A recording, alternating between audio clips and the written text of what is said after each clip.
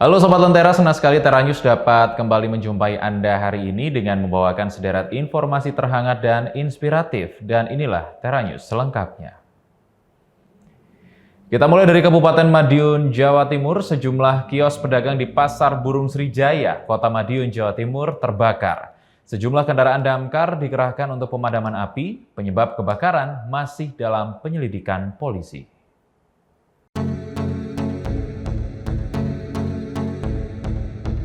Sekitar 4 kios di Pasar Burung Srijaya, Kota Madiun, Jawa Timur terbakar. Banyaknya barang mudah terbakar seperti sangkar burung dan bahan dari kayu membuat api cepat merambat. Sejumlah mobil pemadam kebakaran milik Satpol PP dan Damkar Kota Madiun diterjunkan ke lokasi untuk melakukan pemadaman api. Sekitar 1 jam, api yang membakar kios akhirnya dapat dipadamkan. Dari 4 kios yang terbakar, 2 diantaranya dalam kondisi parah tidak tersisa. Kobaran api turut menyebabkan seluruh barang dagangan seperti sangkar dan burung yang tersimpan di dalamnya turut terbakar bahkan mati. Kemudian unit yang kami bawa ada 4 dari damkar, termasuk unit patroli dan juga dari BPD 1 unit. Kalau objek yang terbakar, Ya, objek yang terbakar. objek yang terbakar ya ini ada 4 kios, kebetulan ini di Pasar Burung. Kalau kerugiannya kita nggak tahu, yang jelas kalau kita lihat dari ini tadi bahwasanya yang burungnya itu banyak yang mati semuanya, hampir semuanya mati. Parah berapa? Yang parah 2 kios, yang parah 2 kios. Berarti ini mayoritas isi daripada kios ini sangkar dan burung ya ini? Ya, sangkar dan burung.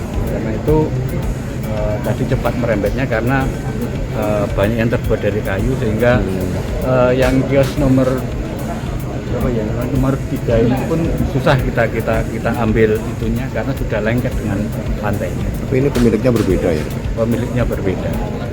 Sementara itu setelah api padam, pihak kepolisian langsung melakukan langkah awal yaitu mengamankan lokasi dengan memasang garis polisi atau polisi lain. Ya, jadi baru saja kami menerima informasi dari masyarakat bahwa di kios Pasar Burung Joyo ini ada kebakaran, sehingga kami tidak lanjut bersama tim Dakar Kota Madiun. Saat ini sudah kami polis lain 1 bo masih dalam hal penanganan. Kemudian baru besok pagi setelah api dinyatakan aman, kami olah TKP. Untuk penyebabnya Itu masih kami dalam penyelidikan karena ya masih dalam olah TKP dan situasi juga masih sangat ramai, sehingga baru besok kami bisa melakukan langkah-langkah selanjutnya. Tidak ada korban jiwa, belum diketahui penyebab kebakaran di Pasar Burung Srijaya ini. Polisi masih akan melakukan olah tempat kejadian perkara untuk memastikan penyebab kebakaran. Video Prasetyo melaporkan untuk Lentera TV.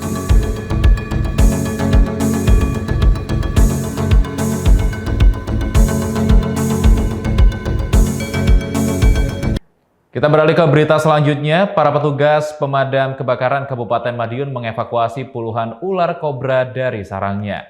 Sebelumnya warga mengaku resah adanya ular yang sering muncul di lingkungan perumahan.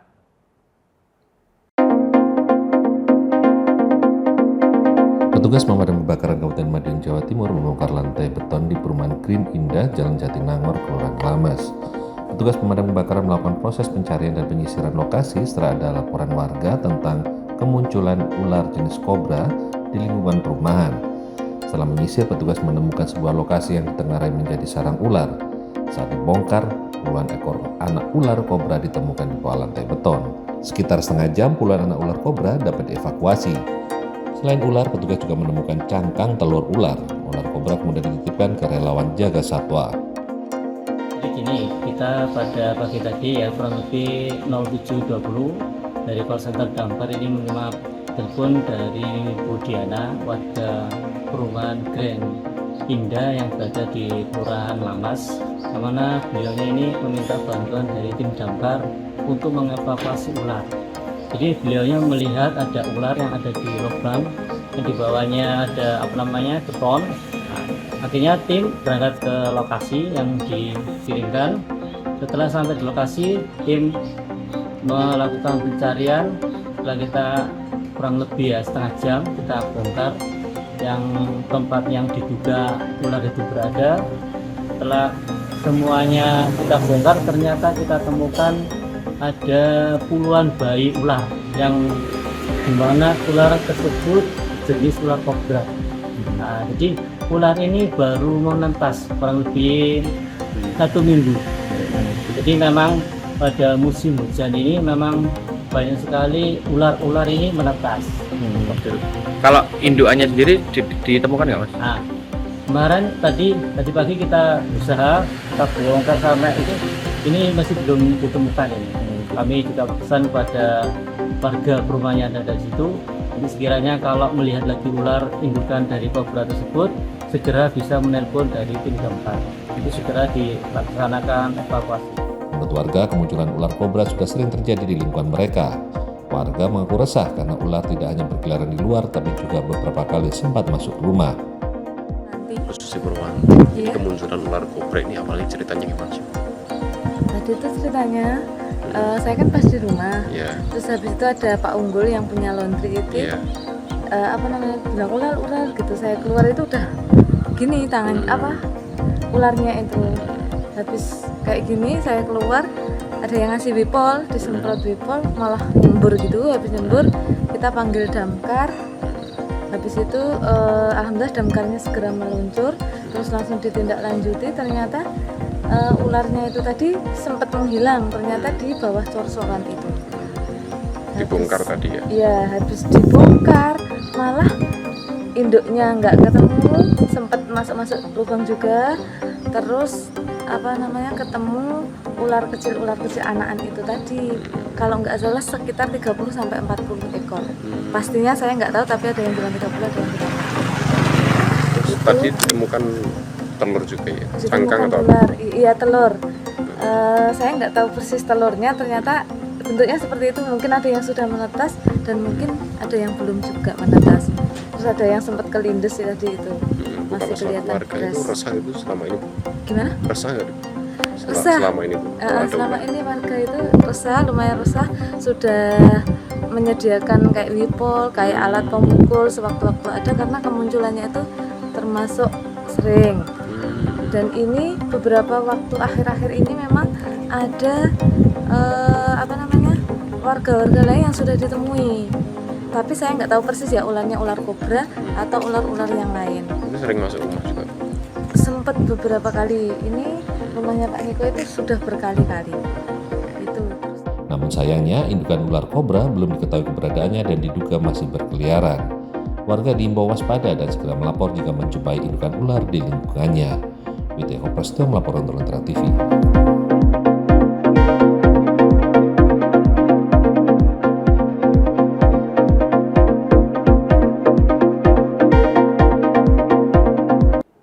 Sesaat lagi kita akan membahas tentang cara memperkenalkan Indonesia ke para profesional di Amerika Serikat melalui budaya asli Indonesia. Tetaplah bersama kami di Tera News.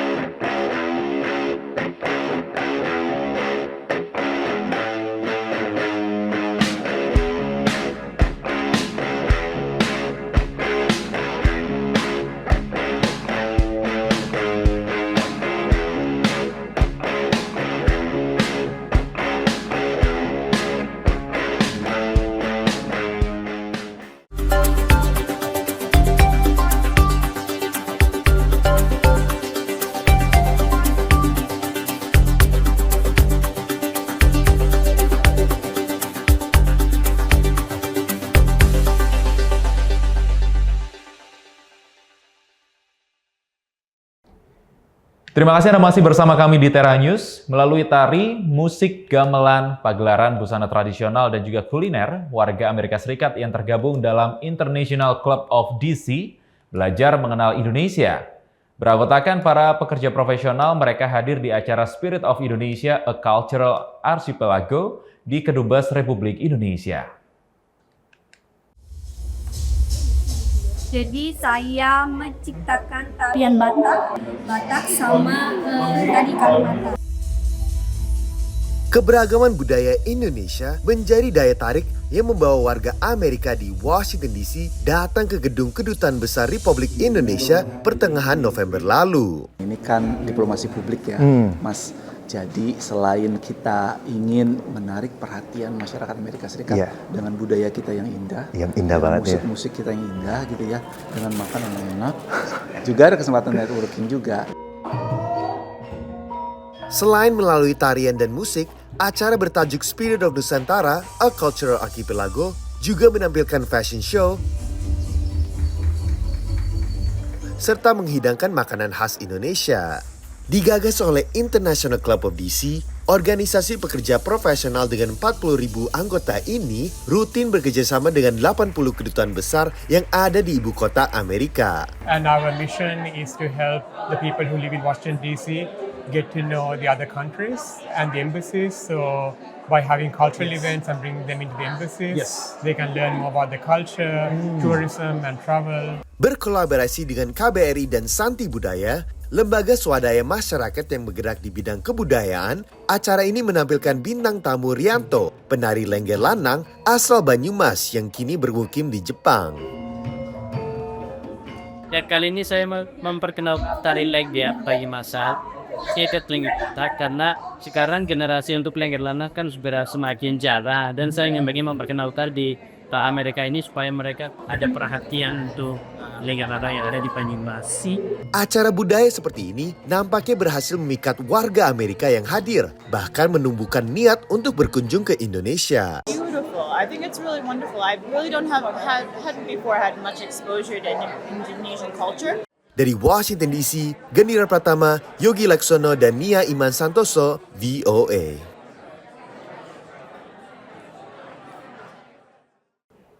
Banyak orang tua di Amerika Serikat jika hendak membelikan sebuah kado mainan, kini mereka mulai memikirkan untuk membelikan tidak yang baru. Kata mainan lama menjadi alternatif bagi mereka untuk menjadi kado bagi anak-anak mereka.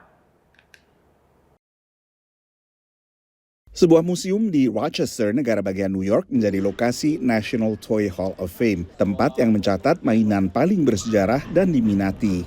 The National Toy Hall of Fame recognizes classic toys that deserve elevation to the highest tier of the world of toys and games. And every November, we pick 3 or 4 based on thousands of nominations from the public to earn that special honor. Tahun ini mainan My Little Pony masuk 3 besar setelah beberapa kali sebelumnya dinominasikan tapi gagal masuk. Koleksi mainan ini mulai diproduksi tahun 1980-an oleh Hasbro. Selain My Little Pony, permainan berdasarkan robot yang bisa berubah menjadi kendaraan Transformers juga masuk 3 besar. Demikian pula permainan kartu Phase 10 buatan Mattel yang merupakan modifikasi permainan kartu remi. Every year we receive thousands of nominations. We look at those for 3 big criteria. One is longevity. These are toys that at least have been on the market for 20 years, so kids and their parents could both have grown up playing with them. Second, these are toys that everyone can recognize. Even if you never had a radio flyer wagon or a teddy bear, you know exactly what they were. And third, these are toys that have great play value. Learning, creativity, discovery, socialization, activity. Masuk nominasi tahun ini tapi gagal menang dalam 3 besar, diantaranya adalah koleksi buku Pilih Sendiri Petualanganmu, juga permainan kartu Pokemon Battle Academy, lalu permainan kartu Apples to Apples. Beragam permainan action figure, boneka, permainan kartu hingga permainan papan seperti Monopoly telah masuk sebelumnya ke National Toy Hall of Fame. Mainan seperti ini dirindukan orang tua yang berkunjung ke museum, mengingat betapa ponsel dan tablet saat ini mendominasi aktivitas anak. Screens are really taking away their good times. I would say our times were much better without screen. because we were more observant of what is going on in our daily lives, and that's how it helped us to think of our, like, it increases our imagination capacity. Konsultan retail Circana memperkirakan penjualan mainan tahun 2024 kurang lebih akan sama dengan tahun 2023. Menurut Circana, total penjualan selama tahun ini seperti tahun sebelumnya adalah sekitar 4,5 miliar dolar. Ini merupakan penurunan dibandingkan puncak penjualan pada 2022. Dan mainan-mainan yang paling laku terjual adalah dari IP terkenal, Star Wars, Pokemon, dan juga Lego. Dari Washington DC, saya Nova Purwadi dan tim VOA. Sesaat lagi kita akan melihat bagaimanakah usaha produk pembersih dan perawatan tubuh milik dari pasangan diaspora Indonesia di Amerika Serikat. Tetaplah bersama kami di Tera News.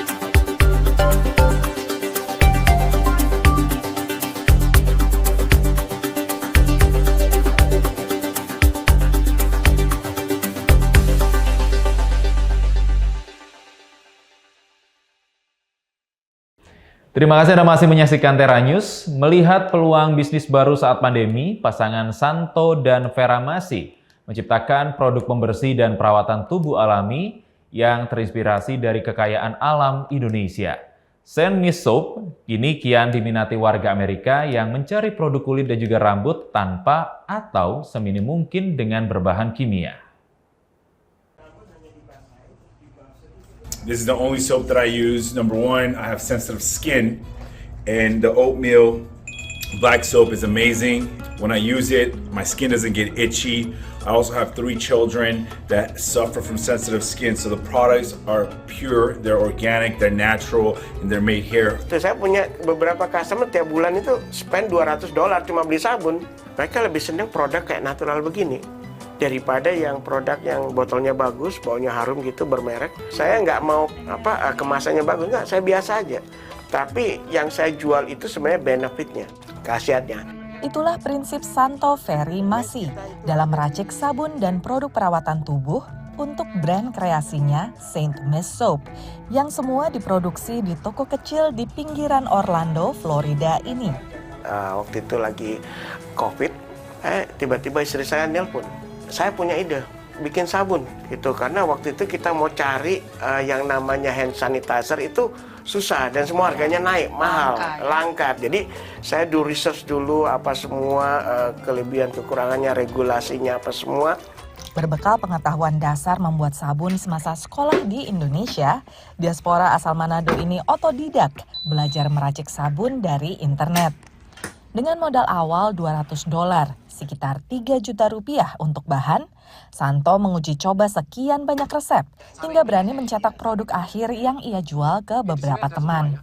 Rumput laut merah, ya, rumput laut hijau, ada green tea, itu saya bikin jadi sabun semua. Ini ada kesempatan saya memperkenalkan Indonesia. Semua sabun saya itu menggunakan garam. Terus lidah buayanya saya pakai lidah buaya asli. Jadi kita mempunyai sistem itu pop-up. Kita buka stand, ya kalau Indonesia bilang itu bazar. Kadang kita ada di dalam Disney atau ada di dalam Gatherland Park, ya. Kita 6 bulan ke depan itu sudah ada jadwalnya. Selain sabun, lilin, spray tawas, dan lotion, bestseller lainnya adalah shampoo dan conditioner bar. Selain orang-orang senang karena ini lebih ramah lingkungan, mengeliminasi botol plastik, karena bahan-bahan yang digunakan itu cenderung lebih alami. Maksudnya kalau misalnya lebih banyak bahan kimia, lebih rentan untuk rambut rontok. Tapi karena ini bahannya bisa di-itemize pemirsa, cuman ada berapa nih? 10 bahan lah ya.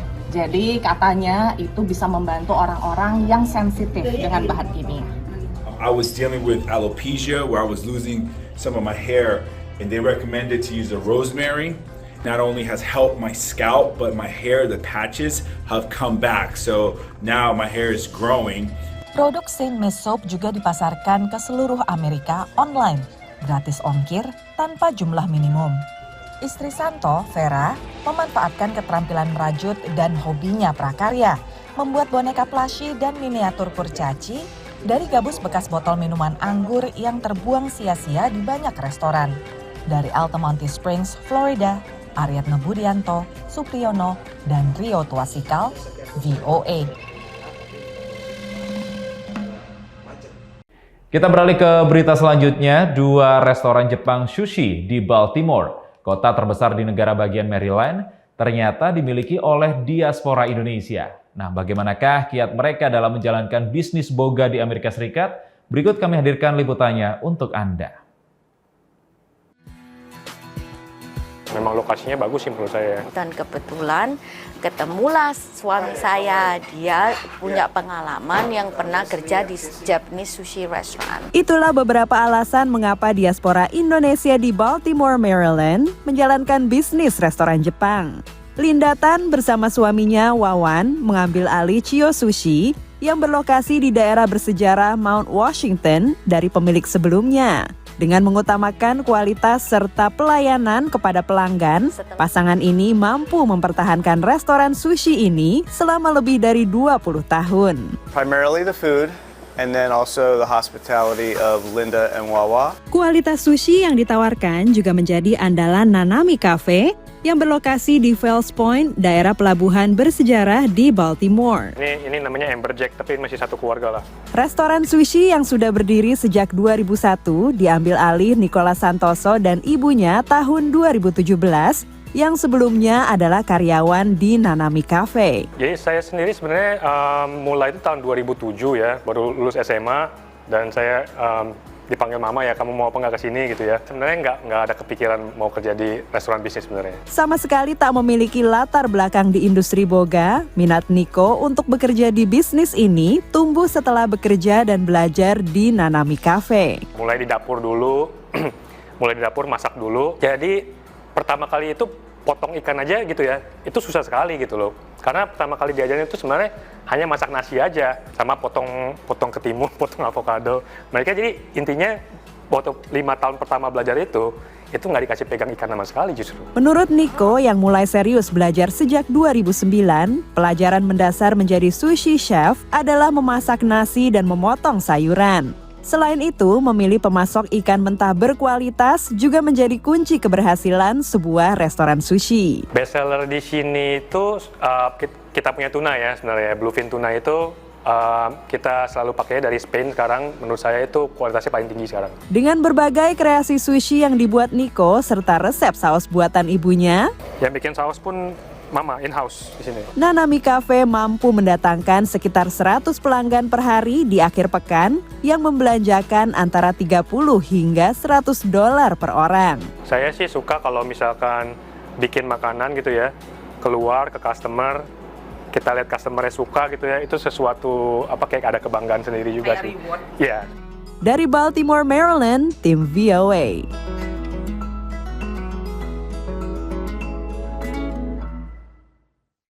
Dan informasi tadi sekaligus mengakhiri jumpa kita di Tera News kali ini. Anda dapat kembali menyaksikan tayangan kami di YouTube channel Lentera TV Media dan website kami lentera.tv. Saya Ricky Kurniawan, pamit undur diri.